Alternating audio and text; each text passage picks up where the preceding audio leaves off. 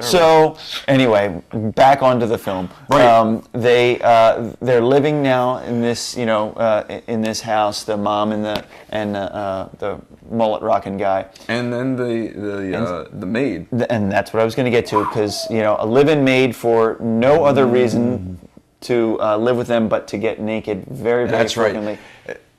She's played by Miriam Diabo, who later became a Bond girl, I believe. The Living Daylights. And she is smoking. Yes, she is. Smoking In like fact, you have a little screen capture, I think, of her that you can just play while we're drooling over her right now. Smoking Miriam. So yes, she showed all of her naughty bits in there. So that was the one thing that I really pissed at my father for, because he exposed me to alien molestation and bloody British births, but yet just a simple naked shot of the little berries of Miriam, the berries Dabo, and I was berries. So and I was So then he gets reunited with Tony. Right. I think it's the story. He gets reunited with Tony. Tony gets back to him and he tells Tony, whatever you think about, you can do.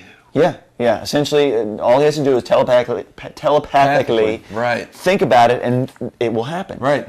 So, Tony does what I think any of us would do with telepathic abilities, and that would be to make his G.I. Joe life-size, and his toy tank AK-47 was actually become an actual working weapon that he used to exact revenge on a nosy neighbor who killed his snake. Kids and guns. What's going on in this world? Then you have the aforementioned homicidal yo-yo wielding midget clown.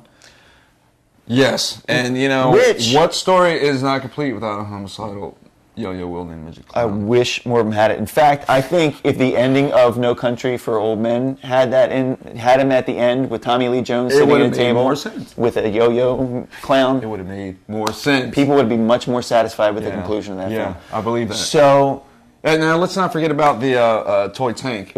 Let's not. I just wanted to give a shout out to the midget clown. The midget clown, because he went on to probably some of the most notoriety of all of the actors in XTRO, and he was both in Labyrinth and he was an Ewok.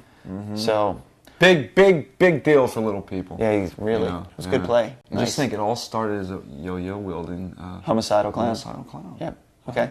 So yes, and a toy tank. Toy tank, all right, now, I don't know what the military plan is in, the Middle East these days, but, I don't see any helicopters dropping towels onto, those opposing firearms going on over there. It's like, here comes the tank, towel squad. Drop a towel, there's no... It's called blanket in the area. Blanket the area. Shock and comfort. Shock and comfort. Yeah. Wow, if towels were bulletproof, I'd wear one every day. This is true. Would you know? I could see you in a bathrobe, kind of Hugh Hefner-ish. Hey, man. I like that with the pipe. Work it. Yeah. So, those are the abilities that Tony has. Tony also has the ability to turn random people into semi-reptilian, I guess, pod-producing cocoons, as one of the fates of the characters becomes wrapped in a cocoon and starts producing these gelatinous eggs. Stuck to the wall. Yeah, not the eggs, but the cocoon. The cocoon, and she produces eggs for him. So, Look like water balloons a little bit. Yeah, they did. They did.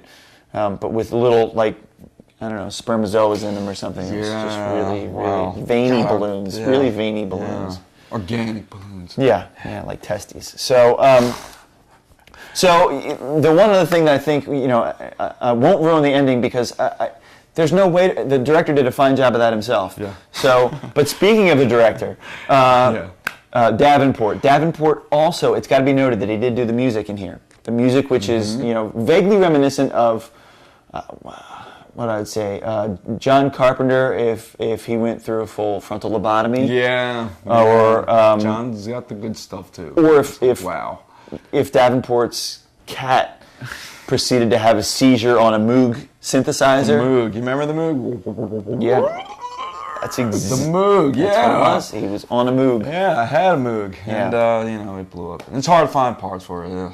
Screw the Moog. That's gonna become a saying. I'm gonna get that on a T-shirt. Screw the Moog. Screw the Moog. That's right.